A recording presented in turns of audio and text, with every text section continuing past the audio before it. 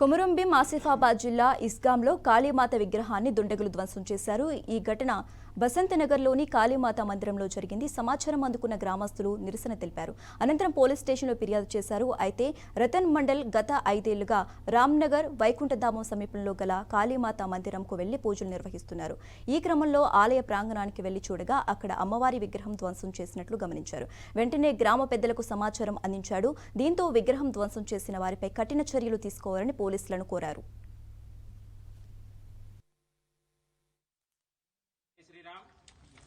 నేడు ఈస్గాం 4 నంబర్లో ఎన్నో సంవత్సరాల నుండి ఇక్కడ ఉన్నటువంటి కాళీ మందిర్కి మరి తరచూ పూజలు నిర్వహించడం జరుగుతుంది. బాధాకరమైన విషయం ఏంటంటే ఇక్కడ వేరే బయటి ప్రాంతం నుండి వచ్చి తరచుగా బయటి ప్రాంతం నుండి వచ్చి ఈ మందిరం చుట్టూ మత్తు పదార్థాలు తీసుకొని ఎన్నోసార్లు డిపార్ట్మెంట్ కూడా తెలియజేయడం జరిగింది. ఎన్నోసార్లు వాళ్ళు వచ్చి పట్టుకోవడం కూడా జరిగింది.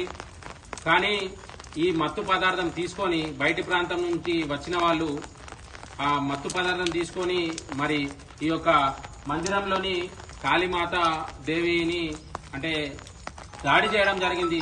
ఆ దాడి ఆ విజువల్స్ చూస్తే మాత్రము వాళ్ళు కావాలని ఈ యొక్క కాళీమాత మందిరంలో ఆ దేవిపై కావాలని ఈ హింసకు పాల్పడ్డట్టు కనిపిస్తున్నాయి. ఇక్కడ చూస్తే ఈ చుట్టుపక్కల ప్రాంతంలో కూడా మొత్తము మత్తు పదార్థాలకు సంబంధించినటువంటి యూజ్ చేసినటువంటి బాటిల్స్ అవన్నీ కూడా మనకు కనిపిస్తున్నాయి. డిపార్ట్మెంట్ కూడా వచ్చి చూడడం జరిగింది. వీటన్నిటినీ కూడా బజరంగ దళ్ చూస్తూ ఊరుకోదు.